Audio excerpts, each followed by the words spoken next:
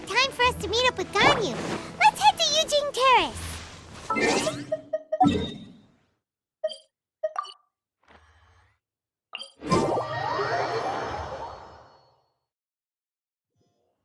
Behold!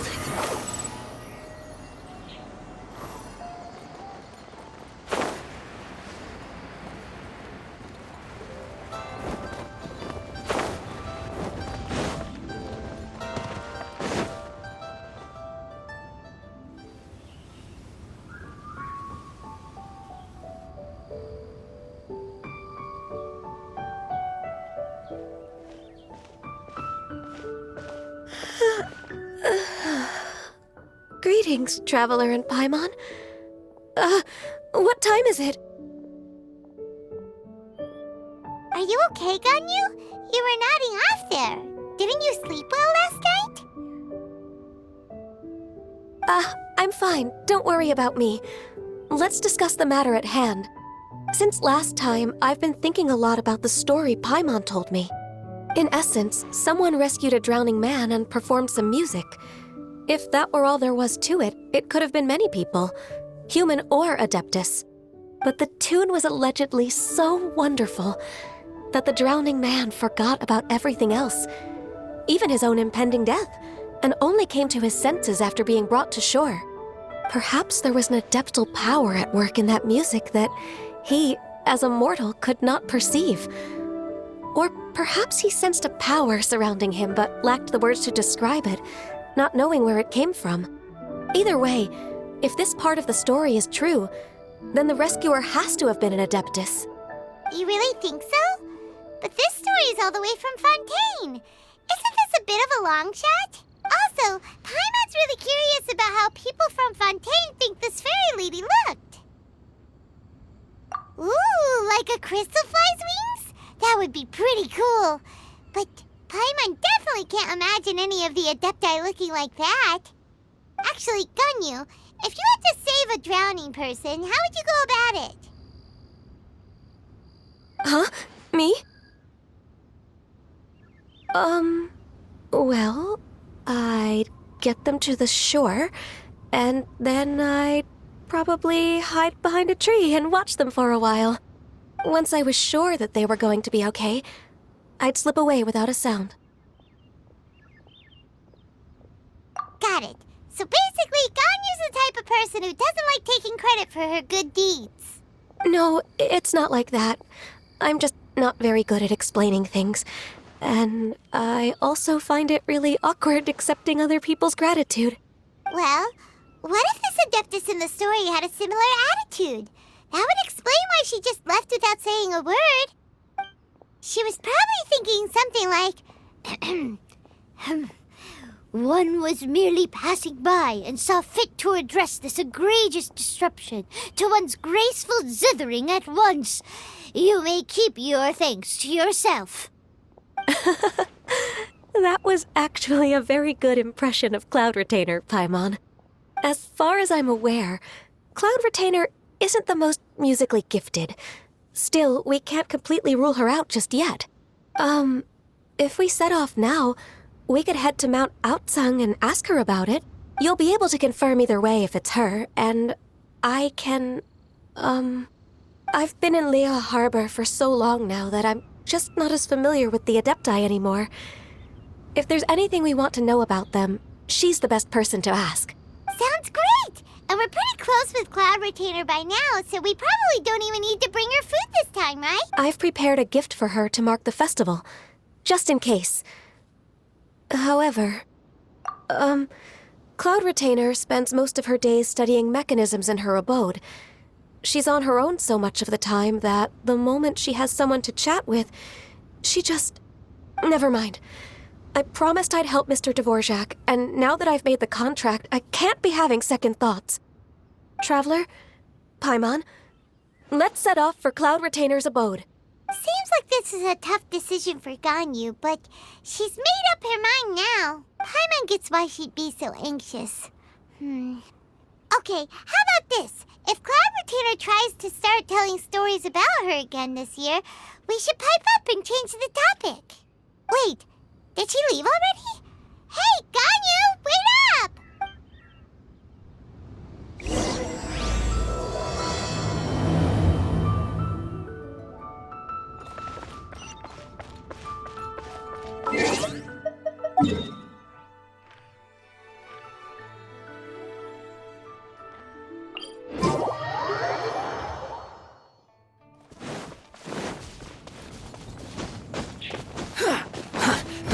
rises.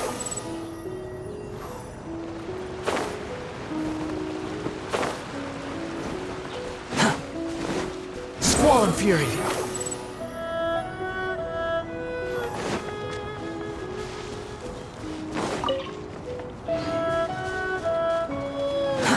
Too slow.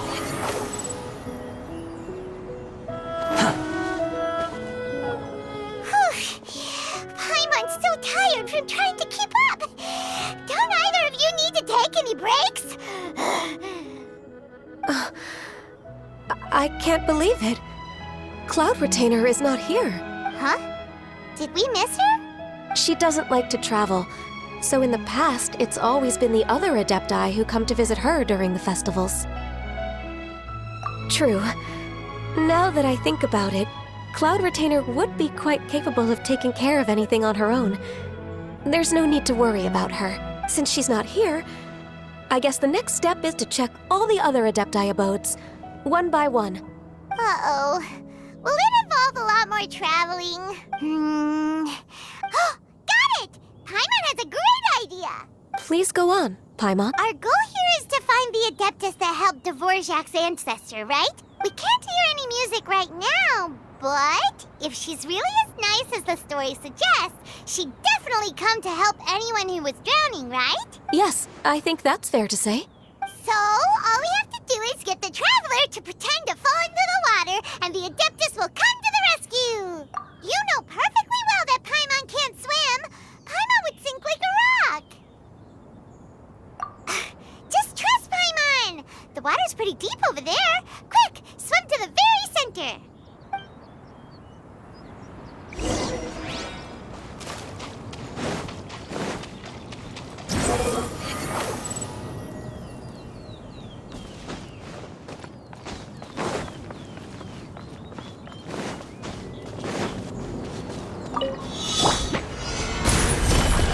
Behold!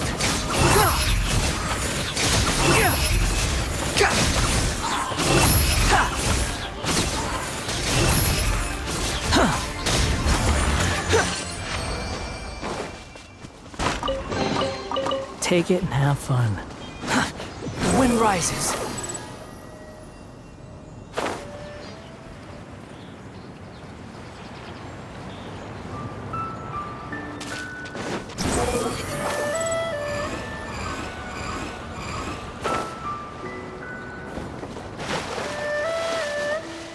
Help! Help! Someone's drowning! If only there was a kind-hearted Adeptus here to save us! Oh no! Whatever will a Paimon do?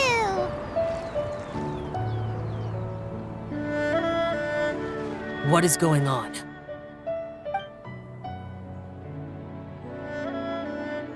How do you feel right now? Shenhe! And the Conqueror of Demons! Why don't you say something? Please don't make Paimon explain it. Okay, fine. Paimon will explain. We're looking for an Adeptus who's good at being a lifeguard and playing music. But if the Adepti aren't gonna stay home, then how are we supposed to find them? It wasn't me. Yeah, so this Adeptus is most likely a woman. And I am not an Adeptus, as you both already know, Traveler and Paimon. Okay, so this is Paimon's fault. No way Paimon would have suggested this idea if she'd known how awkward this was gonna be. Glad you're okay. As far as I know, the one you seek is no Yaksha. And one last thing. Your actions here caused others a great deal of worry. Do not repeat them again in the future. As ever, the Conqueror of Demons comes and goes, just like the wind. Right.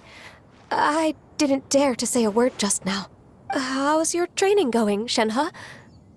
Have you made any plans for Lantern Rite?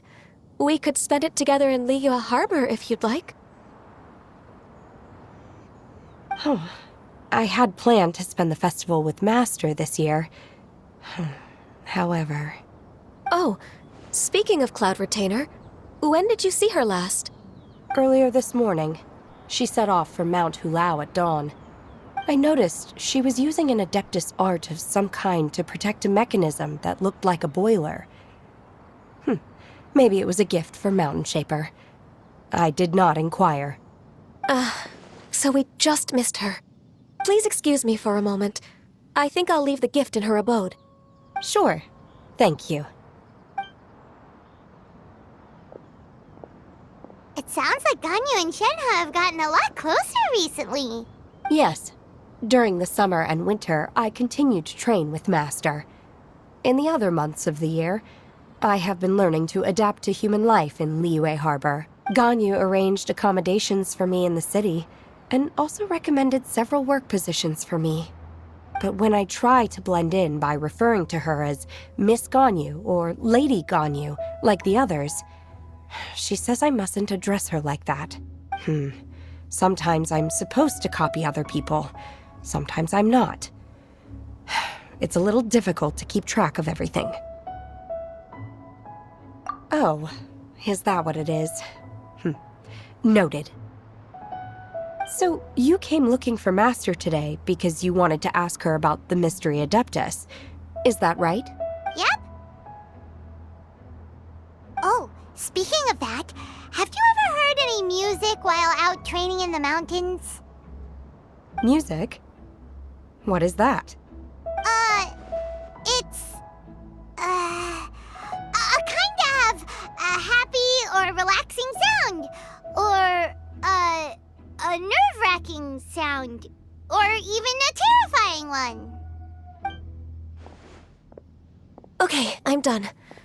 I also left her a note so that she knows where to find us. We won't miss her again. Yay! That's really helpful. Thanks! We were just talking about this thing called music, and based on Paimon's description, I do believe I hear it every day. Please follow me. Oh, really? Great, let's go!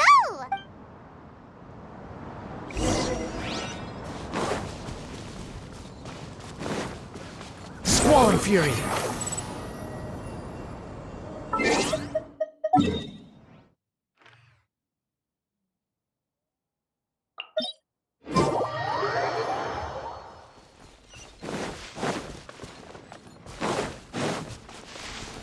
The wind rises.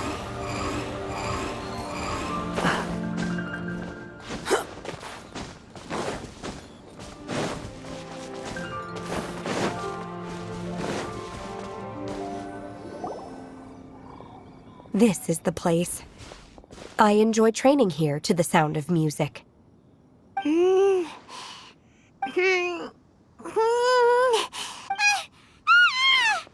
no! Paimon's gone deaf! Paimon can't hear anything! Oh, whew! Paimon hasn't gone deaf after all! Paimon heard you when you just spoke. Anyway, where is this music? The faint sound of birdsong, the quiet murmur of the streams. These are relaxing sounds.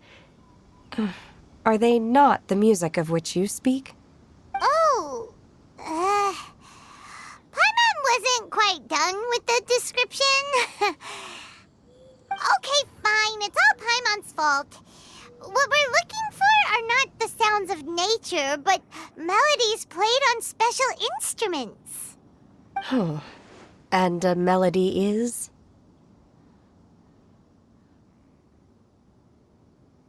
Huh? Hey, why don't you just sing that one melody Shen has heard before? It'll probably help her to understand what we're talking about.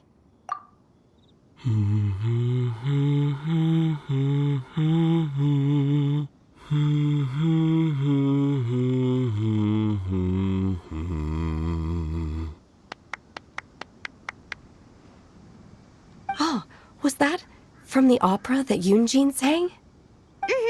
That was a melody, and melodies can be called music. It felt like I was transported back to the past. In my mind's eye, I could see the Zhao lanterns lighting up the night sky again. We're all there, raising our glasses and drinking to our heart's content on the Jade Chamber. As I watched Yunjin's performance, I felt a warm sensation in my heart. And as the drink reached my stomach, it went from warm to hot. When you hummed that melody just now, feelings from a whole year ago came right back to me, as strong as they were on that day. So that's the power of music. Wow, Shenhe. That was so deep! Music definitely has the power to bring up memories. It's like a time capsule with all the special moments from our lives squished inside. What about you, Ganyu? Are there any melodies that have left a deep impression on you? I don't remember if my parents ever sang any lullabies to me. I know some local folk songs, and a few other things come to mind too. The songs of the sailors down at the docks, the little ditties that the vendors call out in front of their beloved shops, the tunes of folk artists performing on the streets. Yes, that's right. In the past, whenever I heard the sound of those tunes, I always felt that they were worlds apart from me. Nenny and Liyue probably view me as a non-human. And they are right, in the sense that I never could connect with humans' artistic expression and their sentiments. So I haven't been able to integrate into their community and be a part of their lives. At least, that's the view I held in the past. Only more recently did I start to realize that the only barriers are ones that I have erected with my imagination. The way those melodies make me feel isn't all that different from other people after all. They're about mundane details of everyday existence. Life's ups and downs, joys and sorrows. Even though we come from different backgrounds and have different stories to tell, when it comes down to the most common things that we see and experience around us each day in the city, in that sense, we're all the same. You go, Ganyu! You're really making progress. You have loads of friends in Liyue Harbor when you think about it. Okay, maybe some are more like coworkers and bosses. But at the very least, Keqing and Shenhe are your friends now, right? Yes, I am. Technically speaking, we should refer to each other by the conventional forms of address used among fellow disciples. But now that I know what constitutes a friendship, I do believe we are more friends than co-disciples. Thank you, everyone. Once the days are warmer, I would like to host you at my home in the city. Please invite Keqing as well. I've planted many types of flowers. I'm sure some of them will be to your taste. You are too kind. I couldn't possibly. Nonsense. You are my friend. I have cultivated and cared for the flowers just as you taught me. Once you've seen them for yourself, I am sure you can advise me how to do an even better job next time. I will save some for decoration. We can feast on the rest. Then, thank you in advance. Wait, what is that saying again? If you insist? Do people say that? I'm not completely sure either. It doesn't matter, okay? You got the point across. No need to split hairs. Paimon's more concerned about your idea of a girls' night out. Eating flowers? Really? Does this have anything to do with you both being the disciples of that illuminated bird? Who dares refer to one not by one's Adeptus title, but merely as that illuminated bird? Master. Our greetings, Cloud Retainer. Ah! There it is! The illuminated bird has landed! Double humph. Now she has the gall to use it rather than she, even after being chastised once already? Barely a moment has passed since we last met, and yet your impertinence has reached new heights. Very well. If you refuse to learn your lesson, one shall scold you no further. One has received your message from Ganyu. On the matter of the Adeptus you seek, one suspects to know their identity. Well, shall one lead the way? I still have to complete my training for today. so I will bid farewell to everyone here. Very well. Await my arrival at one's abode later this night. On this special occasion, you should indulge yourself with some savory dishes. If you want to release a Shao Lantern, come and find us anytime. Thank you, everyone. Happy Lantern Rite to you too.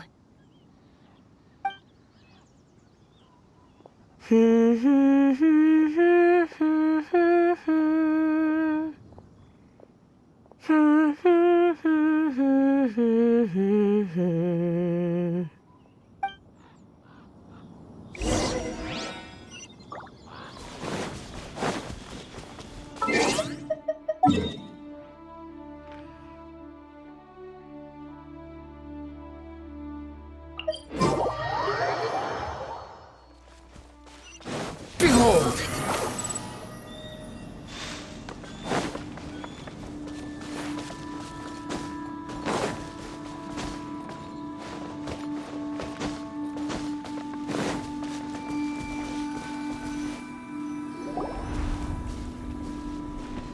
Is this Quaily Plains? Cloud Retainer, why did you bring us here? Ganyu is of course familiar with the name Guizhong, but have you ever heard of her? Guizhong is another name of Agentis, the god of dust. She was extroverted in nature and adored social gatherings and inventions alike. Long ago, this region was yet a prosperous assembly. Guizhong often invited her friends to visit her home, reserving for us seats around the largest stone table. Sea Gazer would always bring out his latest treasure and place it upon the table. He could be quite the braggart. Though usually a mild-mannered fellow, when it came to those collectibles he was so fond of, he always loved to show them off. Paimon remembers that name. So that's what Sea Gazer was like. He was an old friend and a former rival. One has many memories of him. Once he had brought out the treasure, it would predictably become the center of attention. Neither Guizhong nor one was content to let him just steal the spotlight. So we would then also present our proudest mechanical creations. As Adepti, we were each gifted in our own ways, and naturally proud of our accomplishments in our respective fields of expertise. As a result, one often quarreled with Sea Gazer. His treasures were not even of his own making. He just used his exploration skills to dig them out of the ground. How, pray tell, could he compare to me, when every single one of one's accomplishments were crafted by one's own hand? Cloud Retainer, you are getting competitive again. One digresses. Regardless, every time an argument occurred, Guizhong would come over to watch us during our mutual lambastics. On some occasions, she would join in, and on others, she'd take one of us by the limb and start uttering the most ridiculous nonsense. What kind of nonsense? No kind of nonsense were we spared. Sometimes she would brazenly opine, why argue between yourselves when neither of you could ever hope to beat me?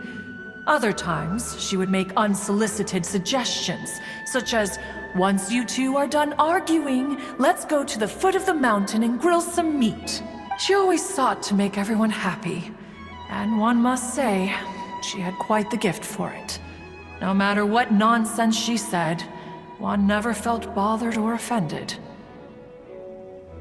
It also helped that she never referred to one as that illuminated bird or ladybird. Come on, get over yourself!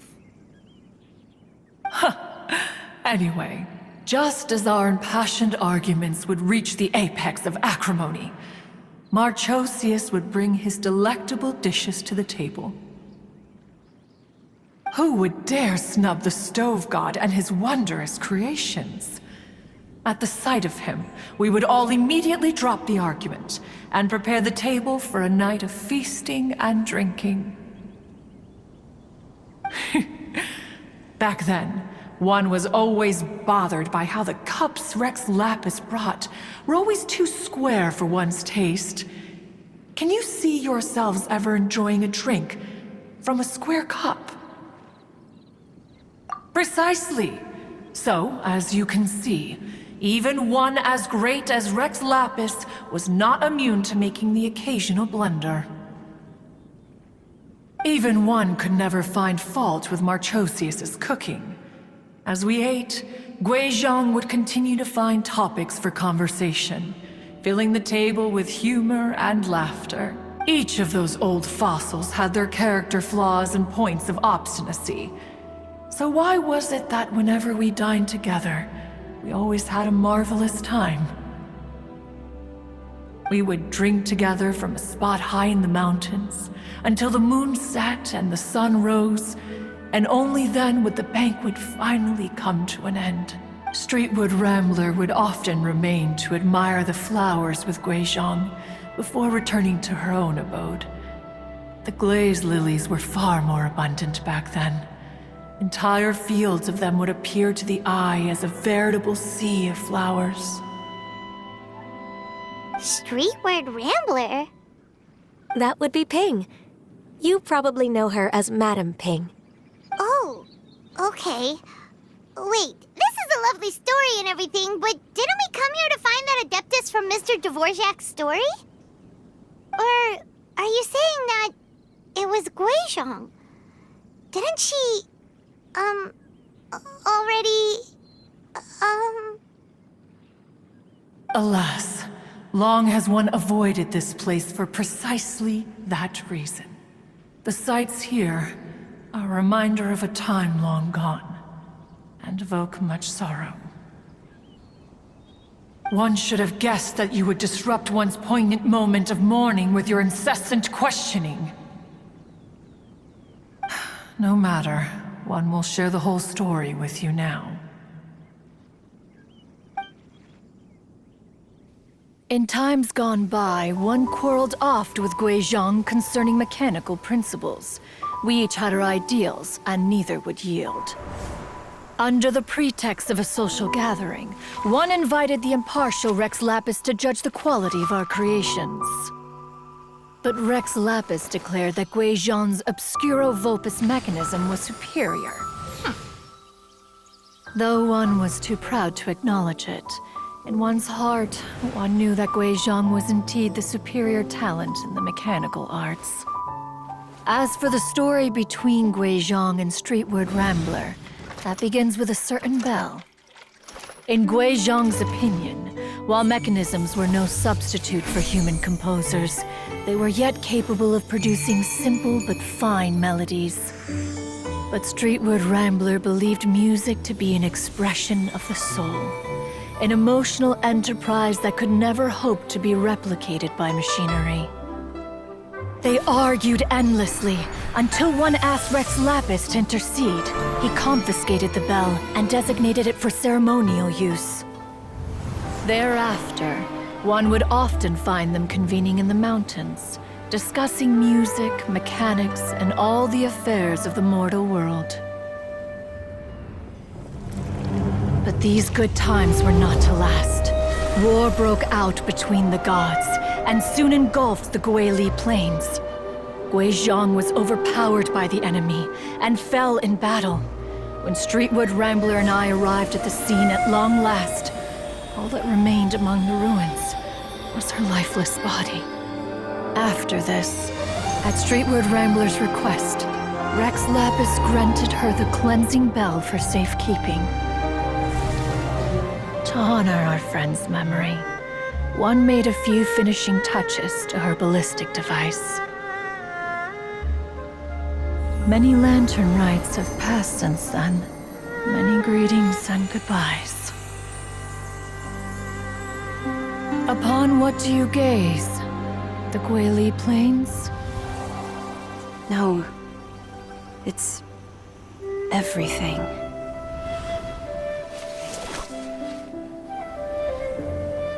We think of human life as like a lantern that's lit one minute and extinguished the next. But are we Adepti so different? Perhaps as dust settles after a storm, we too must one day return to the world below. One has always been austere and private by nature, and has never relished socializing. One's dealings with Guizhang were born out of discussions on the discipline of mechanics. What? You have loads of friends, and you seem pretty chatty. Just because one is not ignorant of social graces does not mean one is fond of them. One is perfectly capable of partaking in conversation despite being introverted. But in the end, one is nothing like Streetward Rambler. She is dauntless but thoughtful, not to mention eloquent and wise. Moreover, her friendship with Guizhang was far greater than one's own. Back when they were rivals, they would often compete against one another in the realm of musical composition. That cleansing bell was one of Guizhang's proudest works, having the ability to both compose and perform. Wait, that's weird. Didn't Madame Ping say she pestered an old friend for that bell? And she also said something about being a vain beauty when she was young or something. Streetward Rambler, a vain beauty. My foot. That bell has a sad history. Clearly, she refrained from sharing with you the truth of its origins, since the right time had not yet come. As for her old friend, who else could it be? As soon as Streetward Rambler heard that a certain Zhang Li wished to borrow the bell, she realized that the man was none other than Rex Lapis, and that he had made an enormous decision. After all, we all have known each other for several millennia. Some things between us are implicitly understood.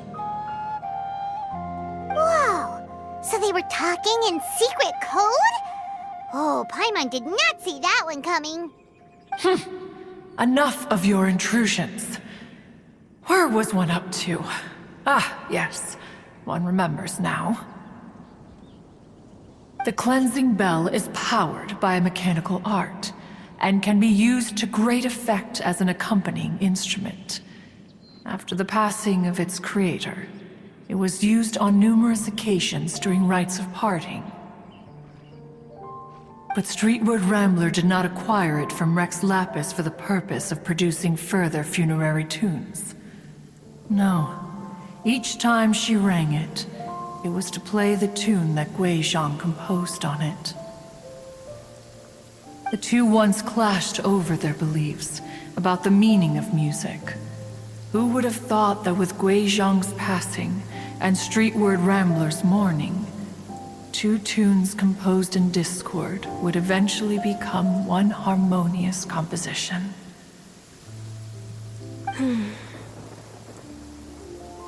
Once upon a time, Streetward Rambler also loved gatherings, liquor, and music. But after Guizhang passed, she preferred her own company. She could often be found sitting alone at a mountain summit, contemplating and reminiscing with her zither. Music would go from mournful to soothing to impassioned. Many years passed before she finally composed a melody to her satisfaction. In celebration, she played the tune to the clouds. Regrettably, one has only ever heard her play that tune once. Which brings one back to the matter you've been investigating. Perhaps it was during that performance that the ancestor of your Fontaine friend fell into the water and was saved by Streetward Rambler. But if she was so happy with the melody, why would she only play it once? One was also greatly perplexed by this. After suppressing one's curiosity for a long while, one finally approached her and asked why she would retire the tune after having spent so long on it. In response, she said, Though the strings that played that melody survive, the one who inspired it is gone. Tell me, Cloud Retainer, when the one attuned to my soul is no longer here, who else could hope to understand this tune? Aw, poor Madam Ping. I just remember being taken care of by you when I was young. Once the Archon War came to an end, I stayed behind in Liyue Harbor to honor my contract. Although I met Guizhong a few times, I never knew anything of this particular story. Guizhong was quite the visionary, but tragically passed before her time. Her manuscripts still lie unfinished in the realm of clouds. Blank pages give one cause for contemplation on what might have been. Had you not decided to search for that mystery Adeptus, perhaps these stories too would have been lost to the sands of time. As of now, you know the truth. That the Adeptus who rescued the drowning man was none other than Streetwood Rambler. Do you intend to discuss this with her?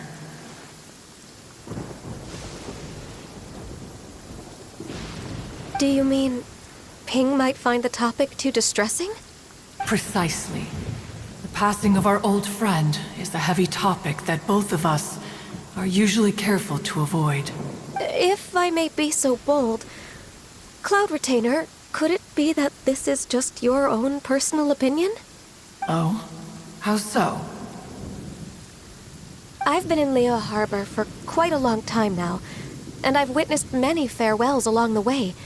So I, too, am well acquainted with the pain of the passing of a loved one.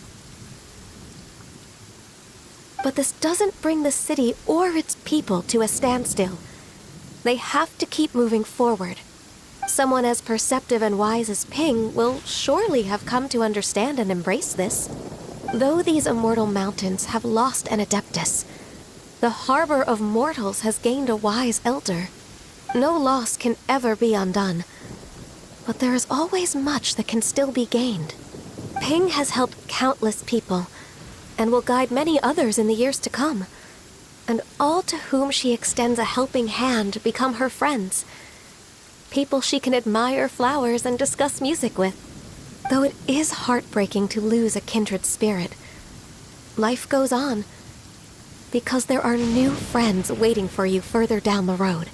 We even asked Madam Ping what she thought about adding a music festival to this year's Lantern Rite. Oh, when we get back, why don't we just ask her if she'd like to perform? Maybe we can even get her up on stage. You youngsters and your imaginations. Why don't you come with us? It's been a long time since you last spoke with Ping, and Liyue Harbor is always decorated so beautifully during the festival period. Is not every Lantern Rite the same in this regard? Were there ever anything new to discuss? One in Ping could meet any day of the year. I disagree. Each new day and each new year is different from those that have come before. How long will you simply let them pass you by? Very well. Then one will be off. If the other old fossils have sneaked away into the city to amuse themselves, one shall soon find out. All right. We should be getting back to the harbor as well. We don't want to keep her waiting. Once the Guili Assembly, now the Guili Plains. Say, if we planted flowers there and cared for them carefully enough, do you think that one day we'd be able to recreate the sea of glaze lilies? Allow one to take back one's praise from a moment prior. You are still far too given to flights of fancy, child. What? Cloud Retainer? You were still listening? One observed that you were making no effort to leave, and returned to chasten and hasten you. This time, one is departing in earnest.